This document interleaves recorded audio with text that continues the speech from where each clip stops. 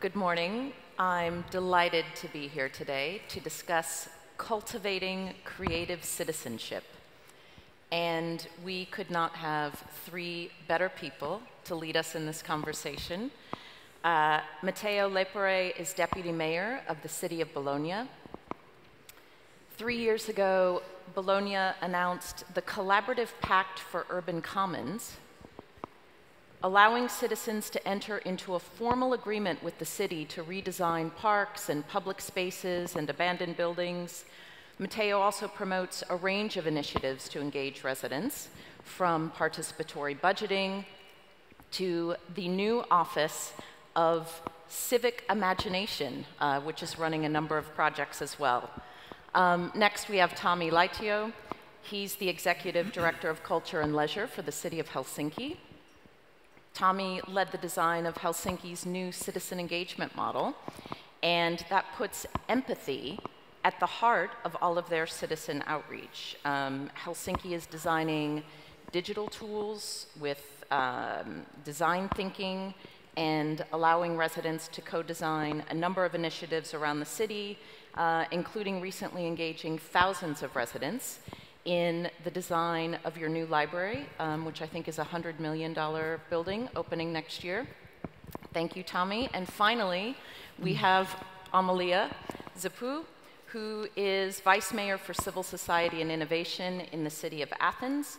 Athens was a winner of the 2014 Mayor's Challenge, sponsored by Bloomberg Philanthropies, and your project, Citizenship, is a public platform to help citizens engage together to improve their community. Amalia, you helped to create the idea of Citizenship. You brought it to life, and recently, congratulations, you received 5 million euros from the EU to take the Citizenship platform from its original purpose, which came out of the financial crisis, and now you're addressing a new crisis, which is the dramatic surge of refugees in Athens. So thank you, colleagues. Welcome. Obviously, the three of you have a very impressive set of initiatives going on in your cities and serious investments in engaging citizens. So why? What was the problem you were trying to solve, Matteo?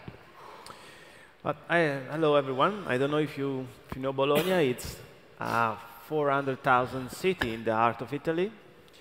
And we have a long tradition about social capital and participation. So you have to know that every 10 years we change 25% of the population. So how the newcomers become citizens. So we want to engage new people in the city, creating citizenship.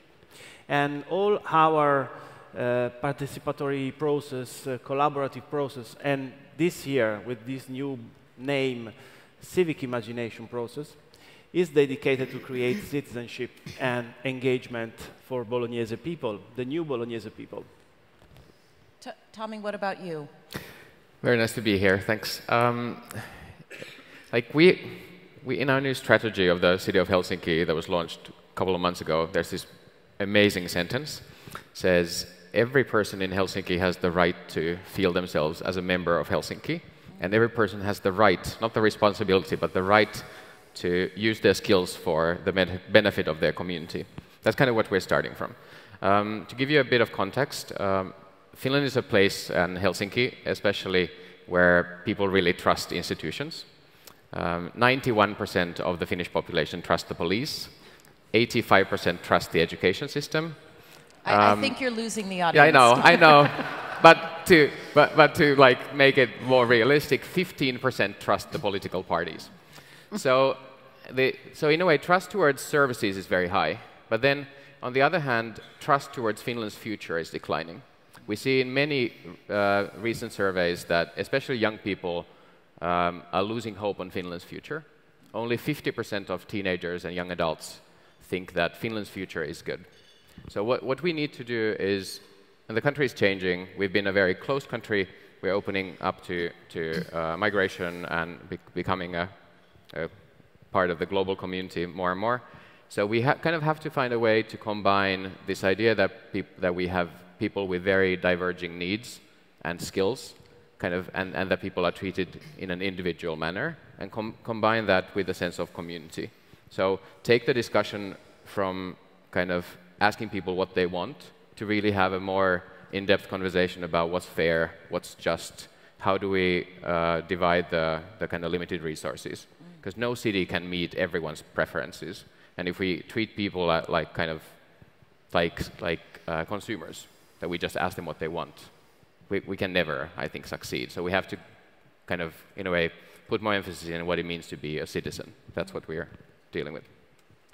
And in Athens, I know the city has faced a number of challenges.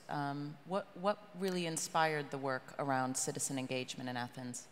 Well, the idea came out around 2010, when Athens looked like an abandoned city. And shops were closed, streets were empty, and there was this new phenomenon of people being engaged in small activities in neighborhoods, trying to solve the everyday kind of problems, you know, picking up the garbage, helping homeless people. And that kind of was starting to spread. What was lacking from the municipality was a way to see that, to identify those community groups, this spontaneous, let's say, improvisation in the city, and also to rely on a kind of a natural side of the city to self-regulate itself. So the platform really answered that. I mean, it created a way to cooperate with the natural capacity of the city to self-regulate itself. To put it that way.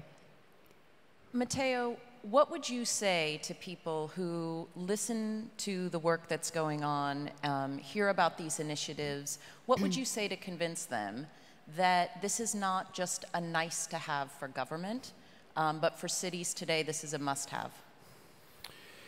Well, I think in all our cities we need to change something. And I think we have to start with concrete things, the normal life of people, and all the innovative process, I think, after years of debate, have to be based on social cohesion and citizenship. We can say that we are doing something innovative in our cities if the concrete life of our citizens will be better. And we have to convince them that institutions and municipality are important for their lives. So investing on participatory process and civic imagination for us is convincing citizens that they are important for their cities and that they can make the difference every day. Participatory budget is an example, but I think in every Euro city you can make some example like that. And reinventing politics and democracy, I think, is the topic. We can use technology, we can use everything you want, but if you don't create citizenship, you don't have citizens. And a city without citizens is an empty city. And picking up on that, Amalia, what does that mean practically, thinking about the work in Athens? How is it different now? How does government operate differently than it did before you launched this initiative? Well, we haven't really changed the world yet. But what the platform allows us to see and to do is that by collecting the activities of different types of creative people in the public sphere, we can actually enrich the type of solution that the municipality will choose for particular areas, like, for example, what you mentioned earlier, the refugee integration. On the platform, during the humanitarian crisis of 2015-16, there were more than 60 different initiatives in the city trying to respond to the problem. Looking at what they were doing, they were actually responding to one aspect that we wouldn't have seen if it wasn't for them, and that was the inactivity, the long-term traumatic inactivity of a wide increasing population. So they were responding to that. That is a way, let's say, to look at the problems of the city that you cannot have when you are behind, the desk of the municipality. So that is how this platform changes really the way municipality works. But local government typically is not set up that way. It's often siloed, it's professionalized. So to work differently, Tommi, I know in Helsinki, it's not only about engaging residents, but also about engaging your colleagues to work differently. How did you win them over?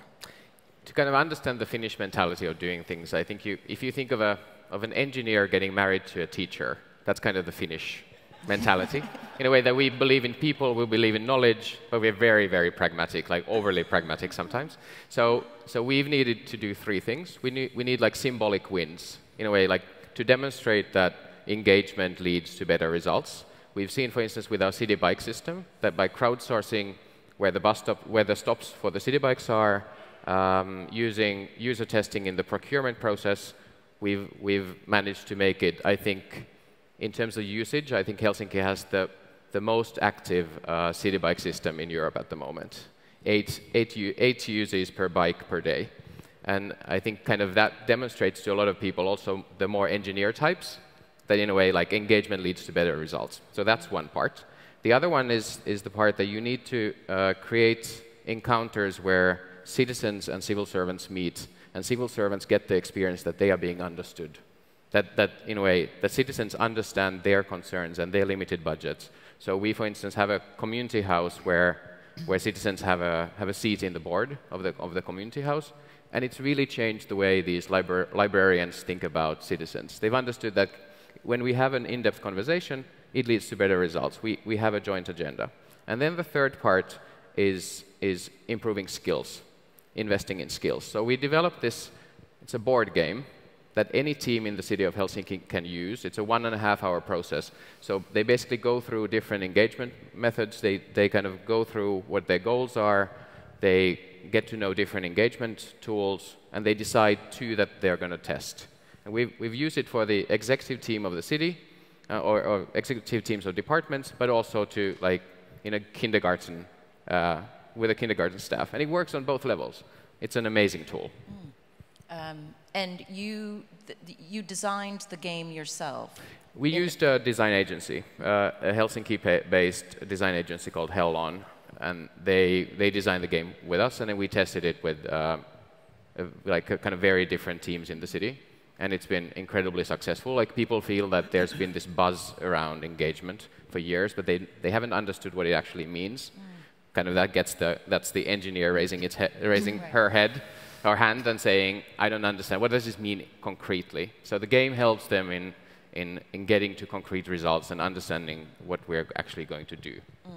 And turning back for a minute to the engagement of residents, so you mentioned that there is a demand in Helsinki for engagement among the citizens, but trying to disaggregate that and understand at the end of the day, often people just want the rubbish collected, they want the streets cleaned.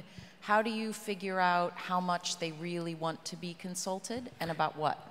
There's this myth, I think, that's very common that, in a way, that people would be interested in engagement per se.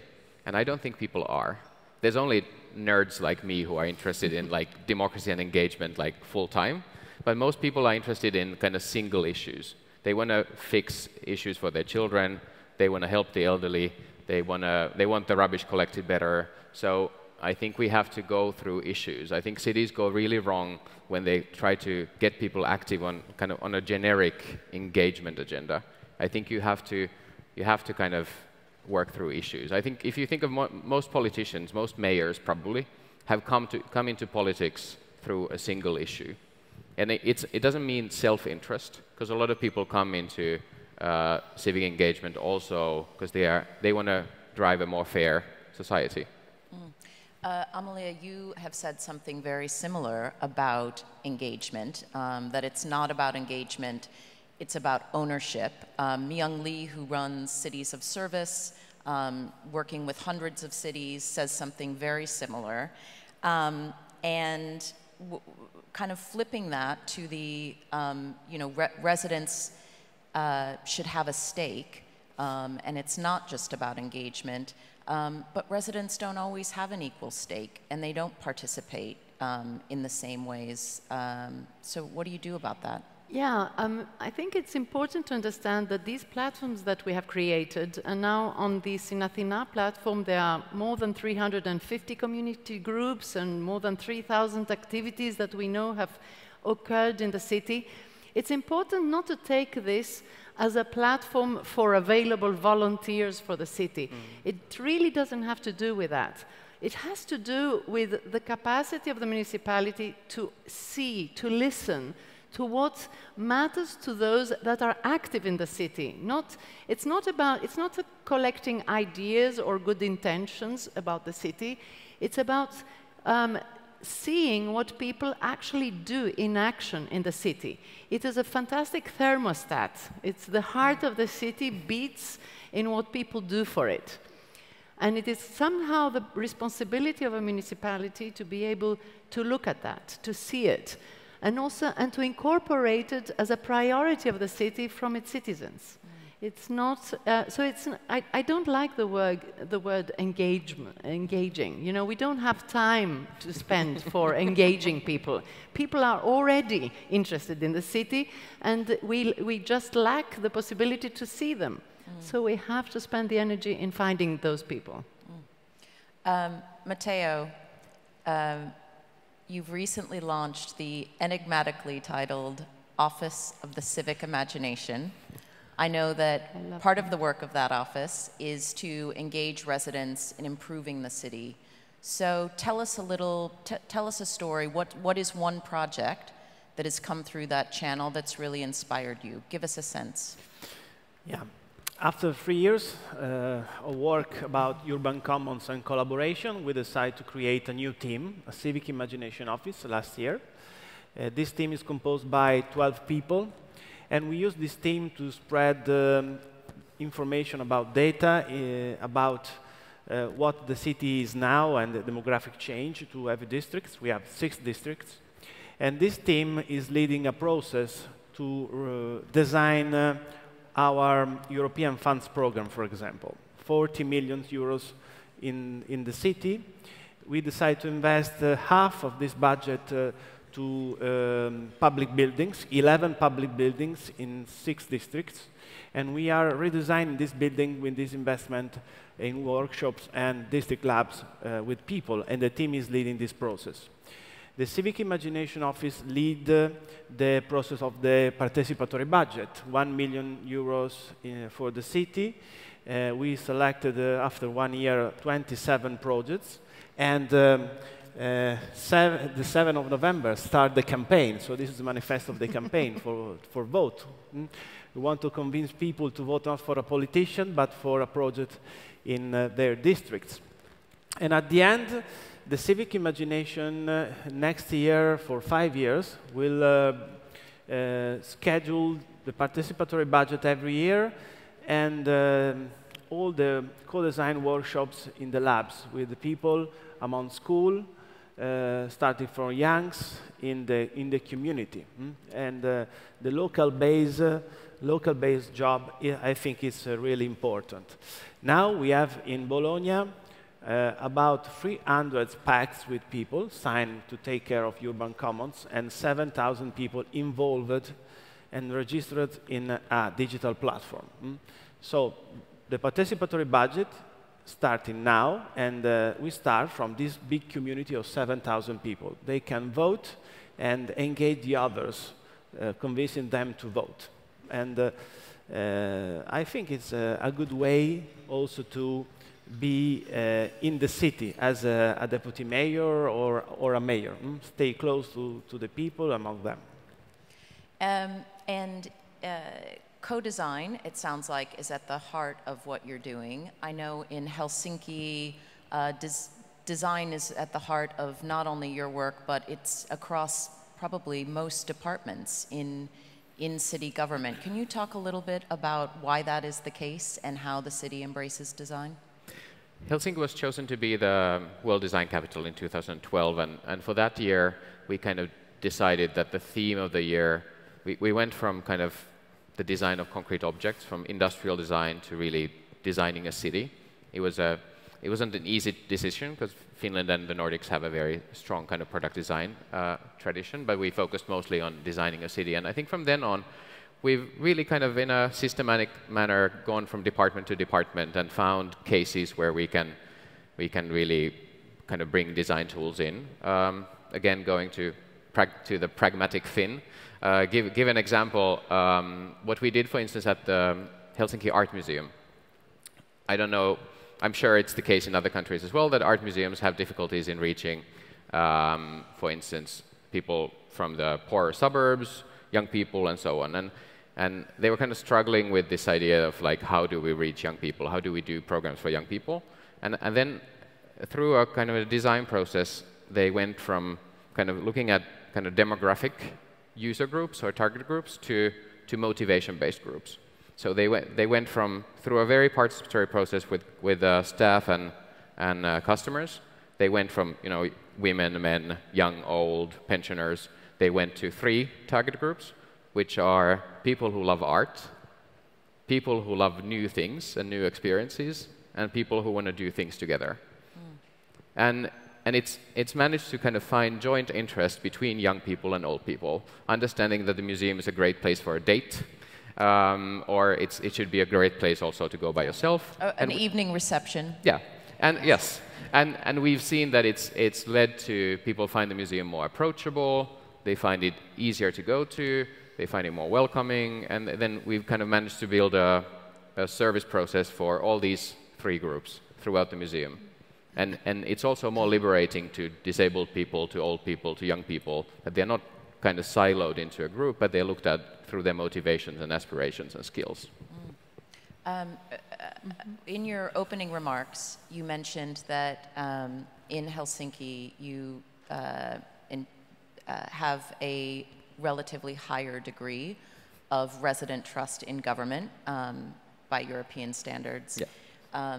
Athens, the birthplace of democracy, it's really the inverse, and there's almost no public trust in public institutions. How do you change that? What do you do practically? Well, we always talk about this lack of trust to government, right? This is a universal thing. I mean, apart from Helsinki, right? Okay. Sorry. But I think that something that we tend to forget and ignore is the extent to which politicians or the city trusts its citizens. I mean, here we're talking about the effort to open our eyes to those citizens that have been invisible, voiceless, or outside the political, let's say, arena. So I think before, developing trust in government, in Greece at least, and that will take a long while, I think something we can do is trust those citizens that care about the public sphere and with whom we haven't been able to collaborate creatively up to now as much as we could. One thing we haven't touched on is the degree to which digital tools have really, accelerated the flow of communication, stimulated a lot of this conversation. To what degree is your work dependent on the digital tools that are now available? Would it have been possible, 5-10 years ago to do the work you're doing? Matteo. But our experience really started many years ago, more than 20 years ago. After Amsterdam, we create the first European civic network online platform. Hyperbole is the name, so similar to Athens. Now we change this platform. More than 20 years ago, introduced the email, the free email for people. It was innovative. Now this is a participatory platform, so for the participatory budget and to collect ideas and petitions from citizens. So the digital culture for us is important, but no, I think we don't have to start from this vision, this approach. Digital is a tool. You have to start from people on the ground, especially in this period of a populistic message. We have to find a democratic way to give power to the people. So the cultural and political approach is important for every participatory process, I think. What about in Helsinki, Tommi?